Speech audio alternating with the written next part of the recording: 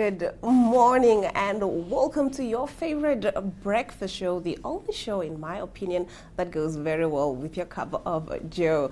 I am Glenora Shipura, and of course we do have a jam-packed show just for you. Now, before we get into the show, I would like to say happy Father's Day to all the good fathers out there, the fathers that show up and step up for their children. I do hope that we did celebrate them yesterday on Father's Day, that we gave them the presents that they deserve, that we showed them the love and appreciation that good fathers deserve. And by that, I mean fathers that are not like John Nassi. Let's take a look at what's happening in our Reels of the Day segment. They are brutally honest people, never brutally honest about the good things. They are always going out of their way to be brutally honest with negative intentions. I'd like more brutally honest people to go out of their way to tell someone with brutal honesty how good they are at what they do. Be as forthcoming with your praise as you are with your criticism. No, really, because these brutally honest people are only honest when it comes to criticism and bad things. Please show the same energy when something good is happening in someone's life. Be brutally honest. Be expressive of, hey, you did good, you did amazing. Why is it only the fact that your honesty just extends only to bad things and not to good things? So I would say if you're brutally honest and it's really rooted in, hey, I'm just like that, I'm blunt like that, then also let's see that same energy when it comes to good things. Let's take a look at the next one. If you download other creators' videos and then you sit on the side of their video while they talking, doing this, you're not a creator. You're a thief. I have downloads turned off on my videos, and people still illegally download my videos and then do this dumb shit on the side of my video. And now that guy is the final boss of rage bait. Because how do you react to a video like that doing the exact same thing that the guy's complaining about? And you're like, yeah, it's the final boss of rage bait.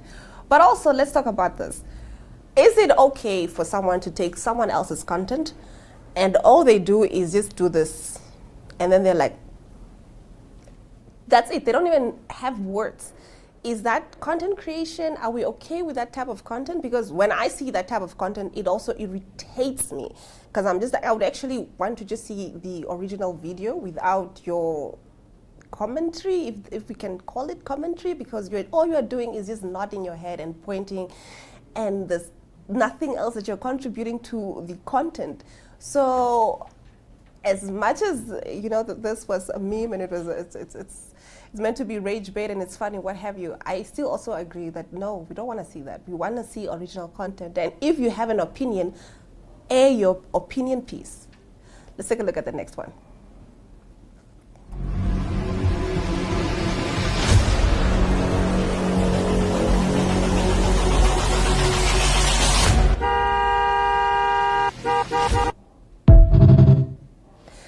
Drivers that do this, please, please, please, go to therapy, go seek some counseling, because why do you guys do this? It's just a second, right? So you expect us to just be speeding all the way through robots, what have you. So please, drivers that do this, we don't like you. We think you guys need therapy. We think you guys are childish on the roads. It's not that deep. It's really not that deep. Do you get what I'm saying? Nobody is gonna die because I didn't drive immediately when the light turned green. So please evaluate yourself. Maybe go to therapy. Maybe check out if you have some anger issues or something. But the rest of us that don't do that, think that you guys are childish. Maybe you also don't need to be on the roads if you are not patient. Anyways, that brings us to the end of our Reels segment. On the other side of this, we will be taking a look at a story, rather, an interesting development regarding Airbnb. Namibia is a land of movement, with waves that never stop reaching forward. Here, adventure is not something we search for. It is something we are born into. In every corner of this country, creativity rises, from artists from athletes, from dreamers. And when the world comes to explore Namibia, they discover something extraordinary.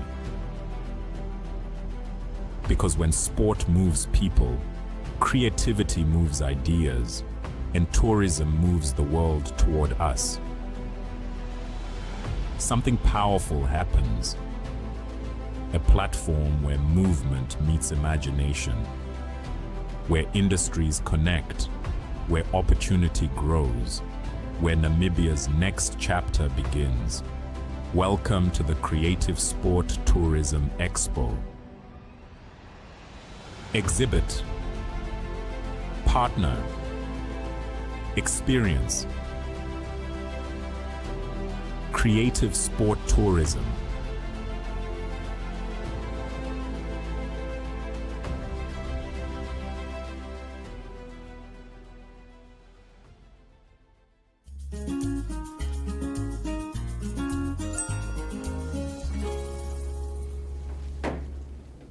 Now, I've seen a number of complaints surrounding Airbnb. People are saying that they have deviated from their original model, which was they were a cheaper alternative to hotels and guest houses and what have you. So there's a lot of complaints going around on social media. People are saying they are fed up by the way hosts treat them as people that frequently book with Airbnb and what have you. So this next story is, I guess, an addition to what's happening with Airbnb. There is a lot of talks about how they're struggling to get bookings now and what have you. So we're taking I don't know if we're looking at a business that is eventually going to disappear or maybe change its business model back to being cheaper and more accommodating of people. But let's take a look at this next video. A local woman is suing Airbnb and others over a listing. She claims she was not given the opportunity to rent because she's black. The property's listed as being in a peaceful white neighborhood. Channel 2's Aaron Rogers live now on Manhasset Drive in Dunwoody. Aaron, that woman's now suing.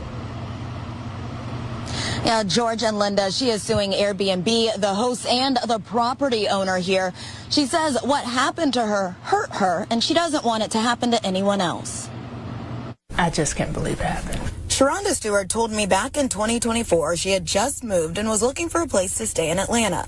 That's when she saw this listing. And it just screamed immaculate, and I wanted to stay there. She reached out. I went to book, and they automatically sent a response for me to tell them about myself. So she did. I introduced myself as a business owner, which I am, and my logo is of a black woman. Then she says she got silence. There was no communication, so they let the clock run down, and I sent a message asking, are you going to allow me to book? And got no response from that either. So she went to look at the posting again. That's where I saw that they said a peaceful white neighborhood. And I was like, okay, I missed that. And why she eventually filed this lawsuit. You can't describe a neighborhood as peaceful and white and then act in a way that indicates you intend to keep it that way. I called the number listed for George Shafang, who's named in the suit, which is also attached to the property that's listed in the lawsuit. Someone answered. Hello? But he told me he didn't know what I was talking about, and the property was never an Airbnb, despite this posting showing it on there. When I reached out to Airbnb about the lawsuit, they said discrimination has no place on Airbnb, and we removed the host from the platform. As for Stewart, I wouldn't want it to happen to anyone else. as of now, we have identified the property owner who is named in the suit, but Stewart's attorney told me the next step would be getting subpoenas to find out exactly who the hosts are because they were listed under pseudonyms, and he wants to make sure everyone involved is held accountable. They are also asking for a jury trial. Reporting live in Dunwoody, I'm Aaron Rogers, Channel 2 Action News. Now, that's another issue that people also have been complaining about when it comes to Airbnb, the lack of oversight, the lack of policing what the hosts do or what the guests do. I feel like it was a great business model at the beginning, but there was little to no oversight, and that's why we are here where we are. In my opinion, I do think that it's really discrimination to say that you are not going to lease your property to certain people. You know, if you're offering a business, it should be able to cater to everybody, regardless of race, gender, religious background, what have you. So do let us know in the comment section what you guys think about Airbnb. Do you think that it is a dying horse, or there is a revival? Maybe it will change its business model. Maybe it will involve a lot of oversight. What would you want Airbnb to do, or would you just want it to, you know, just disappear and then we go back to hotels and what have you? To let us know in the comment section. Now, on the other side of this, we are having a conversation with a multidisciplinary artist. His name is X.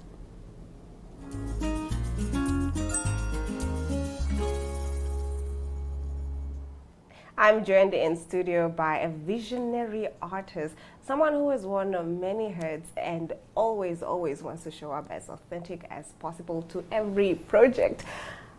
Good morning, X. How are you doing? Good, thank you. How are you doing, Tenora?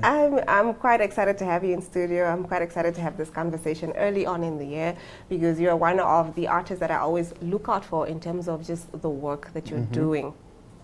And everything that you do is, you know, always inspiring, and you're always pushing yourself to the next limit. Thank you. Thank you very much. Thank you for having me. So how has the year 2026 been? I know it's quite early, but how has it been so far as an artist? As an artist so far, in an individual capacity, I think 2026 looks very promising. Again, I always like to say this. I feel like there's a new temperature in the art industry, in the creative industry, and myself as an artist, there's a lot that you can plan for. There's a lot that sounds exciting, that sounds like it's going to, you know, sort of flourish. So again, like you said, it's very early on in the year, so you can't say too much. You don't want to jinx things that you have planned, but there's a positive start to it individually. But you know, the world doesn't look very bright at the moment. So there's obviously that thing of like trying to balance reality with your optimism, you know? So speaking of that, and also how artists need to be a voice or the mirror to where society is, or the reflection of the times. I've seen most of your work, and it really does that. Your last play, you were, you know, tackling quite a few heavy themes, but it was also inspired because this is, you know, what I see in the community, and I'm just reflecting the times. How important is that for you as an artist to always, you know, hold up the mirror to society? I think that's the role of every artist, actually. In fact, everyone that has, even if you're not an artist as a profession, if you have a sketch pad at home, it's important for you to reflect what it is that inhibits you internally, and whatever you see as going on in the world around you, because that's how you preserve who you are, and that's how you preserve, let's say, the national identity of a country. It's by creating the art that reflects that. It's been quite a journey, trying to really find my footing in expressing what, because it's very difficult to be honest as an artist, especially when you start commercializing your art. You want to meet the standard, the status quo, whatever is popular, whatever is trending, and most of the time things that are reflective of society. People don't want to consume substance anymore. You know, we live in a world, the digital era or whatever, but we live in a world where it's so easy to consume things. You know, it's like you just scroll. It's just art, even on social media. So creating art that challenges, that makes people think critically about the world around them, about themselves, it's important, and I think it's the role of every artist to some degree. Even if you make abstract art, you need art that makes people think about themselves and about the world they live in, essentially. I love that. And you did speak on trends as well, and how it's important to try to be as authentic as possible, but still, you know, be in the know of the trends that are happening. What kind of trends are you seeing right now, or trends that we might be heading into in the industry? So Let me start with artists have become independent curators and creators now, especially with the advent and the promise of, the internet era and the technologies like AI and AR and VR and all these new technologies that are driving what it means to be an artist in a completely new direction. And it's trending also, of course. I mean, we saw like with the advent of social media, it became much more easier to sort of disseminate your art globally because you are in charge of it. You are in charge of distribution because the internet platforms and social media platforms made that possible. So when was the internet introduced? Like early 2000s. So now in 2026, it's taken a level that is where you can be a business on your own and you don't need all these other factors or agents and people record labels and whatnot. It also removes a level of, I'm not saying all record labels are bad, but or companies per se that house and manage artists are bad, but there were issues in the past where you hear stories of like artists, I sold how many millions of albums or books, what have you, but I didn't make so much money from it because of the contracts I signed. Yeah. So there's that sense of like independence of being drawn away as an individual artist, being drawn away from institutions and being able to own your art, own your work, direct the channel in which it flows, things like that. And also own your voice as well. Own your voice as well. Very important, which is I've seen quite a few artists blow up just on social media. Yeah. And I don't see them like being signed on to anybody, but you can see like they have like millions of views on YouTube and they are doing their own thing, which is very nice and holistic. They themselves become the brand, the entity, the company. Yes. As an individual artist, you become the institution that sort of produces the work that you create as an artist. Do you think that this new trend, especially the use of social media, is good news for Namibian artists? Because there's always been that notion that, if you're an artist in Namibia, you're just going to suffer, you're going to starve. So do you think that this is a platform for us as artists to, get on and, just see where it goes? Yeah. I can answer that in two ways. One, it's not just social media, but other technologies, like we said now, the new trends that are happening, artificial intelligence and so forth. I think there's two ideas that you can have to it, like a positivist one and a negativist one. One, the Namibian industry, the creative arts industry, like I said, it's only now with with the administration of the current president where we see some kind of recognition and true appreciation and acknowledgement of the importance of art and trying to, distribute resources to build the industry. But then it also comes at a point where like the technology is so advanced to the point where you don't have it's in let's say in first world countries, creative industries are being threatened by our own creations, by technology. You don't need a whole set to create a film. You don't need a director, producer, writer. You just need AI. You just need AI and a producer. Because script writing, which is a bit sad. Yes. So if that same reality sort of presented onto Namibia in this, it's not in the early stages. I mean, the art industry has been around. We have had artists for decades since our independence, but in my experience, having conversations with people that are sort of the veterans of the art industry in Namibia, the older filmmakers, the older cultural practitioners, I always sense a bit of like a sense of not regret, like spitefulness. Like, why only now? Like, we are old, we're about to retire, and now it's just starting to pick up. It's only starting to pick up now, and you see it's very palpable when you enter rooms where people are having conversation on trying to formulate policies around the art creative industries. The older people always seem to be a little bit more, frustrated with the fact because they're about to retire. And then there's an idea that my generation, Gen Z, doesn't really understand the importance of art to a society, because again, everything is so cheap and so easy to make, and you can create a Mona Lisa with a prompt. you know, like the process of of writing, even academically, Mm-hmm. you can see that the time it used to take to study for something and what have you, you know, I have to read a whole textbook. Now I can just put a prompt, please summarize, I'm doing a test and this is what we're going to focus. Summarize the most important things that I need to know about this, and that's it. And then I go and write the test and I pass. But I have not sat down and you know, consumed a work of somebody, a body of work. Do you get it? It's just snippets of it. And yeah, I hear what you're saying. So the world is moving to that. Speaking of AI and the creative industry, we're seeing more and more writers, musicians, what have you, are using AIs. And there is a positive to it. I've listened to some music or musicians who've used AI. Oh, okay. I thought you said I thought you were going to say AI artists. Yeah, not AI artists.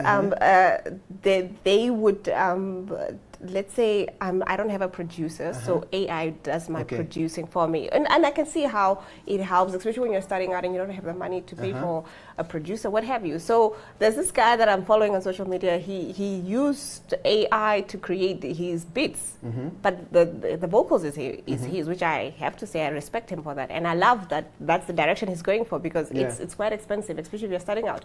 But at the same time, it takes away from the human touch. Yeah, that's the point. That's the point of it all. AI can do incredible things. It can make work so much more effective, so much more efficient, so much more convenient and easier to do in any industry. You know, especially in the arts. But then it takes away from that human touch. Yeah. And so, let's say I'm a bit of a negativist. Maybe I've watched too much Black Mirror, futuristic sci-fi films about AI taking over the world or whatever. The first thing as an artist that I would fear is that instead of thinking about robotics, we won't be able to do anything. You have an AI that's cleaning your room, your house. You have AI that drives, or you take a robot or whatever, electric car, whatever, that drives your kids to school. You don't have to go anywhere and do anything, because you have created these technologies that can do everything for us, and then humans basically just become people that eat and sleep, consume. The perfect utopia of AI and technology. But what would that mean for art? That means nothing that we consume is created by the hands of a human. You watch a movie, a film, it's generated. You see a painting, it's generated. You listen to music, it's generated. It's written, it's produced, everything, all the elements that goes into making music. So I do respect people that are trying to move with the time, artists that are trying to move with the times, like the person you mentioned that would make a beat with AI but still put their own vocals. But at one point, someone else is going to realize, no, it's easier to just also let AI generate my voice. Let me record my voice. And then at one point, we don't have any original art or human art with human touch to it.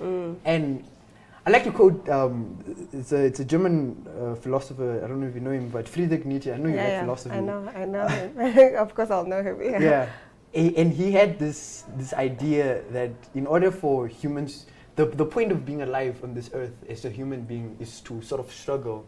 And if you're going to project that into your art, AI doesn't have struggle. It's just analyzes. There's no human soul to it. Exactly. A human touch brings the endurance, the suffering, the joy, what have you, and that's what makes it so unique and palpable to everybody else. So I definitely agree with that. Now, X, we really, got carried away, and you and I will always, have long conversations. But it was so nice to have you in studio to divulge some of this thoughts, and just also open our minds to just like, okay, this might be cool, but what does it mean in the long term for society and for us as artists as well? So thank you so much for your time. Thank you so much for having me. My name is Solve X, and this is a very beautiful conversation. Thank you so much. All right, with that, we've come to the end of the broadcast. Don't forget to tune in tomorrow, same time, same place.